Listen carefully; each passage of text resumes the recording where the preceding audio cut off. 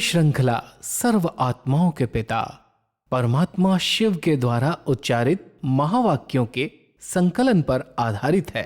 Om Shanti. Godlywood studio द्वारा प्रस्तुत अमूल्य रत्न में आप सभी का हार्दिक स्वागत है। परम पिता परमात्मा सुख, शांति, आनंद, प्रेम, सर्व गुणों के सागर हैं, परंतु अधिकतर आत्माएं सागर के किनारे का ही आनंद लेती हैं। बहुत कम ऐसी आत्माएं हैं जो सागर की लहरों में लहराती हैं और उससे भी कम सागर के तले में जाती हैं और अनेक गुणों रूपी रत्नों से स्वयं को भरपूर बनाती हैं। परमात्म लगन में मगन स्थिति के वास्तविक अर्थ को आज हम ईश्वरीय महावाक्यों द्वारा जानेंगे और इन महावाक्यों के स्पष्टीकरण के लिए हमारे मध्य हैं प्रजापिता ब्रह्मा कुमारिस ईश्वरीय विश्वविद्यालय के वरिष्ठ राजयोगिक शिक्षक आदरणीय राजू भाई साहब। फिर सब आपका आज के एपिसोड में बहुत बहुत स्वागत है। शांति। सब आज हम बात करेंगे 23 दिसंबर 1987 के महावाक्यों पर, जिसका टॉपिक है मनन शक्ति और मगन स्थिति। परमात्मा कहते हैं कि संगम युग का हर दिन उत्साह भरे उत्सव का दिन है। वह तो 1-2 दिन मनाते हैं, लेकिन परमात्मा सभी ब्राह्मण बच्चों को ऐसे श्रेष्ठ बनाते हैं, ऐसी गोल्डन गिफ्ट देते हैं जो सदा के लिए संपन्न, सदा भरपूर बन जाते हो। सब क्रिसमस डे से संबंधित ये महावाक्य उच्चारित हैं, थोड़ा सा उस संदर्भ से बताएं। परमात्मा देखते हैं कि क्रिसमस का त्यौहार विदेश में और देश में बहुत उमंग उत्साह से धूमधाम से मनाते हैं और उसमें विशेष गिफ्ट का महत्व है।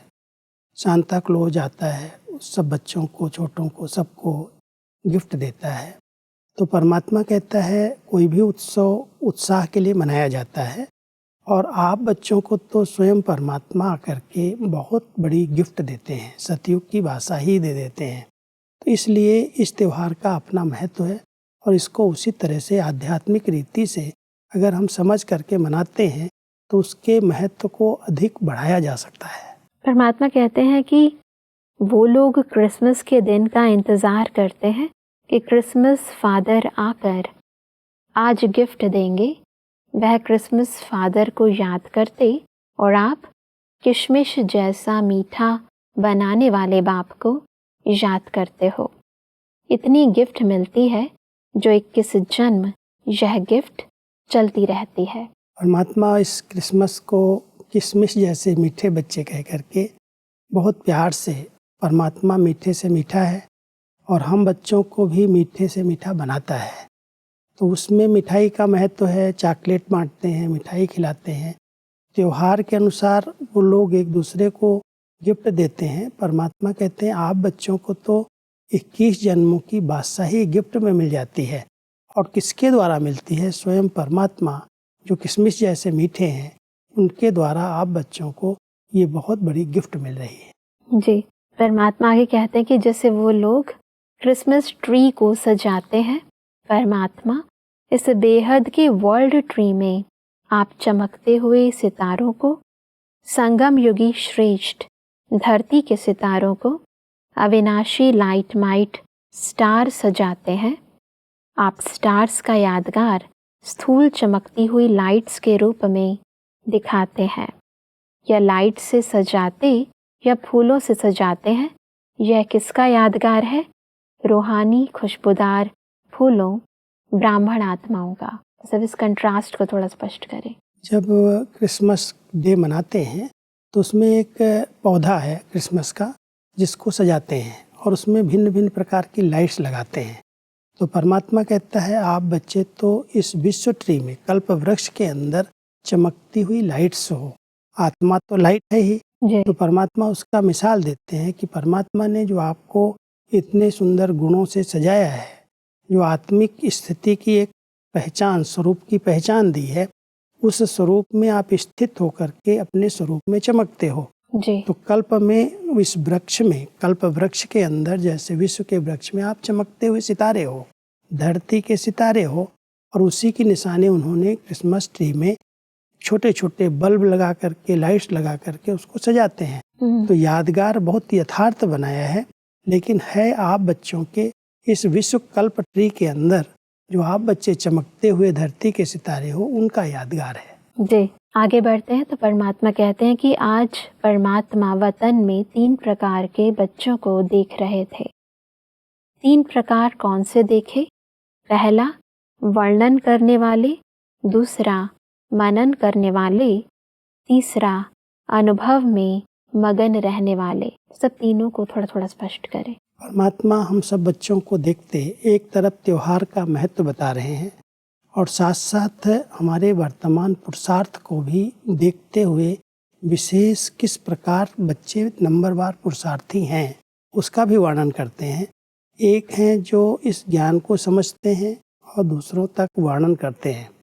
दूसरे हैं ज्ञान की हर बात की गहराई में जाते हैं, उस पर मनन करते हैं, चिंतन करते हैं।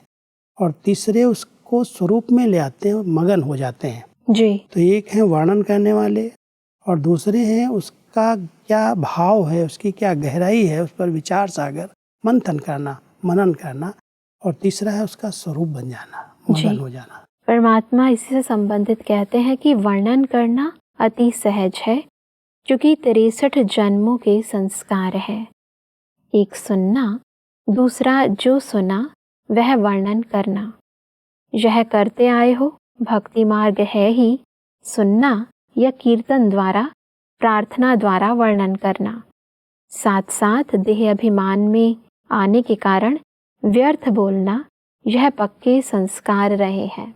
ऐसा वर्णन करने वाली आत्माओं की खूबी को थोड़ा स्पष्ट करें। परमात्मा अपने बच्चों के पास्ट को भी जानते हैं, इसलिए वर्णन करना जो बच्चे सुन करके अभी दूसरों को सुनाते हैं, ज्ञान देते हैं, उनके विषय में परमात्मा कह रहे हैं कि आप बच्चों के तो संस्कारों में ही है सुनना, कथा करना, कीर्तन करना। ये पहले से भक्ति मार्ग में आप करते आए हो जी। सुना है, दूसरों को सुनाया है, प्रभावित किया है। लेकिन वर्तमान समय जो ज्ञान सुन रहे हो, सिर्फ सुना रहे हो, उसका स्वरूप नहीं बने हो, तो ये जीवन आपकी नहीं परिवर्तन होगी। तो भक्ति के संस्कार के अनुसार सुनने और सुनाने की तो आदत बनी हुई थी। और अभी भी अगर आप सिर्फ सुन करके दूसरों को सुना रहे हो तो ये भी वर्णन तक रह गया। बिल्कुल। अभी ये जो सुन रहे हो ये आपके स्वरूप में आना चाहिए। जी, परमात्मा इसलिए कहते हैं कि ज्ञान को वर्णन करने में जल्दी होशियार हो जाते। वर्णन करने वाले वर्णन करने के समय तक खुशी व शक्ति अनुभव करते हैं, लेकिन सदाकाल के लिए नहीं। मुख से ज्ञानदाता का वर्णन करने के कारण शक्ति और खुशी, यह ज्ञान का प्रत्यक्ष फल प्राप्त हो जाता है, लेकिन शक्तिशाली स्वरूप सदा खुशी स्वरूप नहीं बन सकते। फिर भी ज्ञान रत्न है और डायरेक्ट भगवान वाच्य है, इसलिए यथाशक्ति प्राप्ति स्वरूप बन जाते हैं। ये दो प्राप्तियां ज्ञान वर्णन करने वालों को भी हो जाती हैं। जी। क्योंकि ज्ञानदाता परमात्मा के ज्ञान को हमने सुना और दूसरों को सुनाया तो खुशी की अनुभूति भी होती है, शक्ति की भी प्राप्ति होती है, क्योंकि भगवान का ज्ञान हम सुना रहे हैं। लेकिन परमात्मा चाहते हैं ये सदा काल की खुशी का अनुभव करें। सिर्फ थोड़े समय के लिए सुनाया, खुश हो गए या उसका थोड़ा शक्ति का अनुभव किया, लेकिन खुशी का भी सदा काल अनुभव हो, शक्तिशाली स्थिति का अनुभव हो, वो तभी हो सकता है जब उसकी गहराई में जाएं। केवल वर्णन करने तक रखेंगे तो वर्णन करने से खुशी और शक्ति अल्पकाल के लिए मिलेगी। जब समय दूसरों को सुनाएंगे जिस समय, वो तो आपको अच्छा अनुभव होगा, लेकिन जब वो पूरा हो जाएगा समय तो खुशी भी गायब हो जाएगी या कोई ऐसी परिस्थिति आएगी तो उसका सामना नहीं कर सकेंगे। इसलिए परमात्मा कह रहे हैं खुशी और शक्ति की प्राप्ति तो वर्णन करने वाले बच्चों को होती है, लेकिन वो सदा काल के लिए नहीं होती। कोई बात आती है, पेपर आता है तो खुशी भी गायब हो जाती और शक्ति भी अनुभव नहीं होती। बिल्कुल। परमात्मा भी कहते हैं कि मनन करने वाले सदा जो भी सुनते हैं उनको मनन कर स्वयं भी हर ज्ञान की पॉइंट का स्वरूप बनते हैं। मनन शक्ति वाले गुण स्वरूप, शक्ति स्वरूप, ज्ञान स्वरूप और याद स्वरूप स्वतः ही बन जाते हैं, क्योंकि मनन करना अर्थात बुद्धि द्वारा ज्ञान के भोजन को हजम करना है। सब मनन शक्ति को थोड़ा स्पष्ट करें। मनन शक्ति ऐसे ही है जैसे हम भोजन कर लें और भोजन को पचा न सकें, पचाना ही मनन करना है।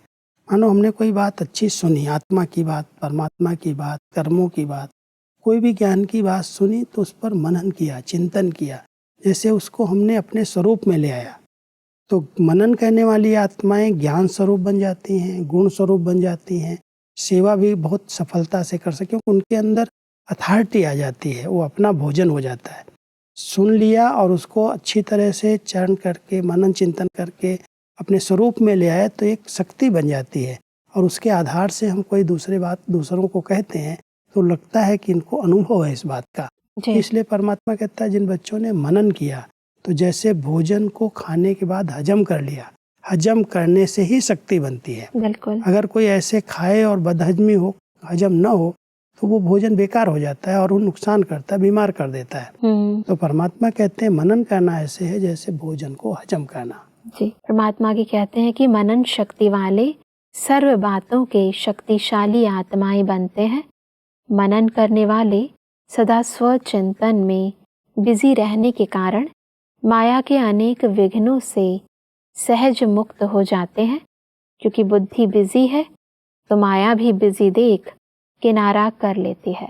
ये भी माया जीत बनने की अच्छी विधि है जी, जिनको एक अभ्यास हो जाता है। मान लो हमने बाबा की मुरली सुनी, महावाक्य सुन लिए, कईयों की आदत होती है उसी समय नोट्स लेते हैं, कई नोट्स नहीं लेते हैं, लेकिन अंदर अंदर जैसे वो छप जाती है, बात याद रहती है। उसके बाद उसकी गहराई में जाते, उस पर मनन करते, बाबा ने आज जो ये महावाक्य उच्चारण किए इसका क्या भाव है, कैसे इस जीवन में इसका क्या क्या फायदा हो सकता है, इससे क्या प्राप्तियां हैं। इस प्रकार से उस बात पर, उस वरदान पर या उस महावाक्य पर चिंतन करते हैं, और चिंतन करते करते उसमें इतना बिजी हो जाते हैं, जो कोई भी बात आएगी तो जैसे कोई दिखाई नहीं देती। माया की कोई बातें, इधर उधर की कोई बातें उनको सुनाई नहीं देती, वो अपनी मस्ती में मस्त रहते हैं। इसलिए परमात्मा यहाँ कह रहे हैं जो मनन करने वाले बच्चे हैं वो माया जीत बन जाते हैं, क्योंकि माया देखती है तो बहुत बिजी है अपने में, अंदर अंदर बुद्धि बिजी है। क्योंकि माया का जो पहला वार होता है वो संकल्प शक्ति पर होता है। जी, जो संकल्प शक्ति को अगर किसी ने फ्री छोड़ दिया तो उसमें व्यर्थ बातें तो आएंगी ही। संकल्प का काम ही है चलना, वो तो चलेगा ही, चाहे अच्छाई की तरफ चलाओ चाहे बुराई की तरफ।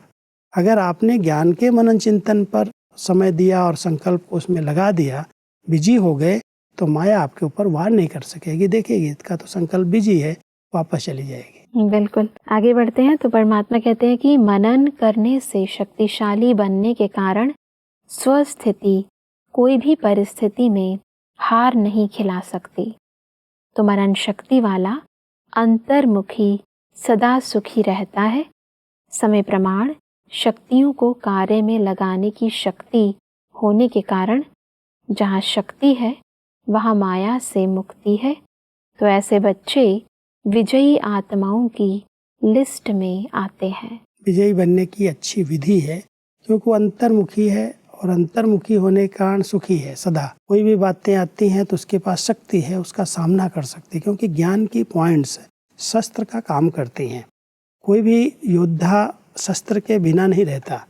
अगर युद्ध के मैदान में जाना है तो पहले उसके पास शस्त्र होने चाहिए, नहीं तो हार हो जाएगी। तो ये ज्ञान के अस्त्र शस्त्र जो परमात्मा ने दिए हैं उनको देखना, उस पर मनन करना, चिंतन करना, तो कोई भी परिस्थिति आएगी तो ज्ञान की वो बात शस्त्र के रूप में स्मृति में आ जाएगी, क्योंकि उसका चिंतन किया है उसने।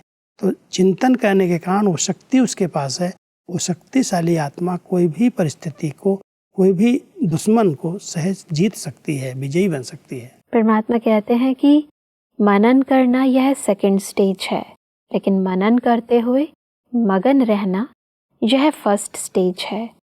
मगन रहने वाले स्वतः ही निर्विघ्न तो रहते ही हैं, लेकिन उससे भी ऊंची विघ्न विनाशक स्थिति रहती है, अर्थात स्वयं निर्विघ्न बन औरों के भी विघ्न विनाशक बन सहयोगी बनते हैं। सब मगन आत्माओं की इस विशेषता को स्पष्ट करें। जब मनन करते करते आत्मा उसका स्वरूप बन जाती है, मग्न स्थिति उसकी बन जाती है, तो पहले तो उसके विघ्न सब अपने आप खत्म हो जाते हैं, निर्विघ्न हो जाती है।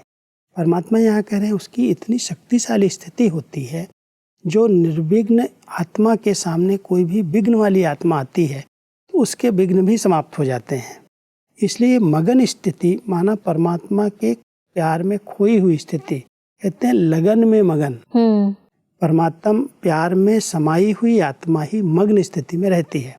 एक तरफ है ज्ञान का मनन चिंतन और एक है योग की बहुत पावरफुल स्थिति, और परमात्मा प्यार के आधार से वो स्थिति बन जाती है।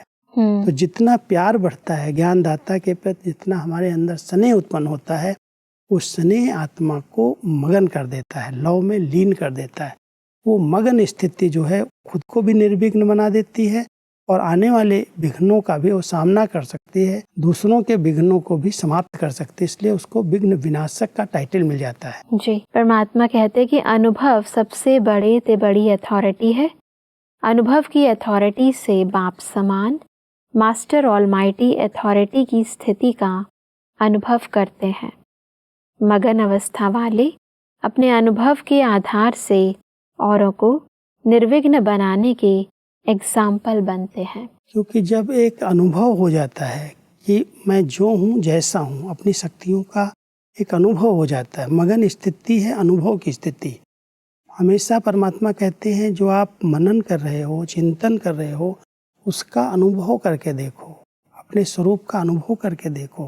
परम धाम घर का अगर हम वर्णन कर रहे हैं तो उस घर की स्थितियों का अनुभव करके हम देखें।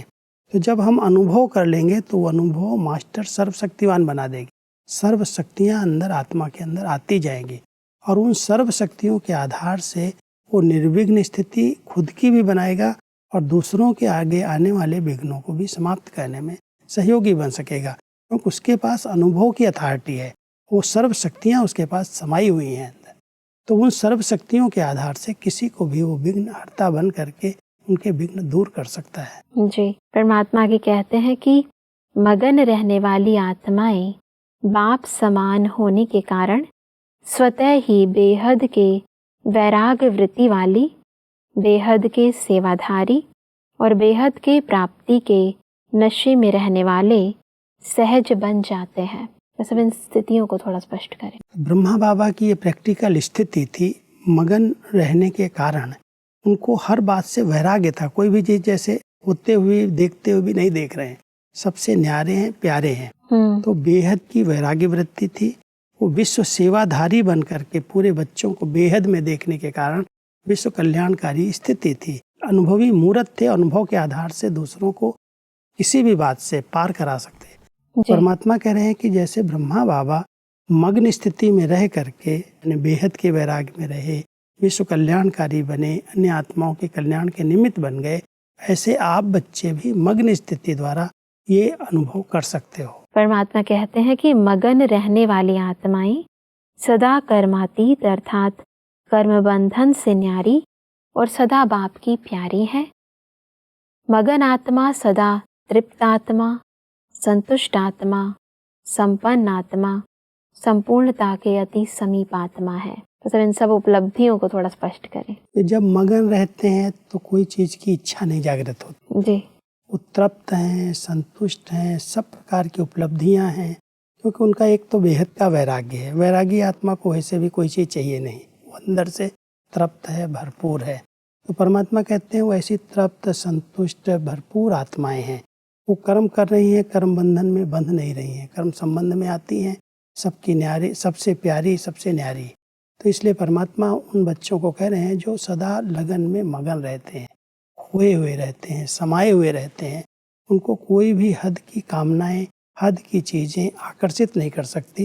वो अपने आप में भरपूर हैं, संतुष्ट हैं, तृप्त हैं, संपन्न हैं। जी, परमात्मा इसलिए कहते हैं कि सदा अनुभव की अथॉरिटी के कारण सहज योगी, स्वतः योगी ऐसी श्रेष्ठ जीवन, न्यारी और प्यारी जीवन का अनुभव करते हैं।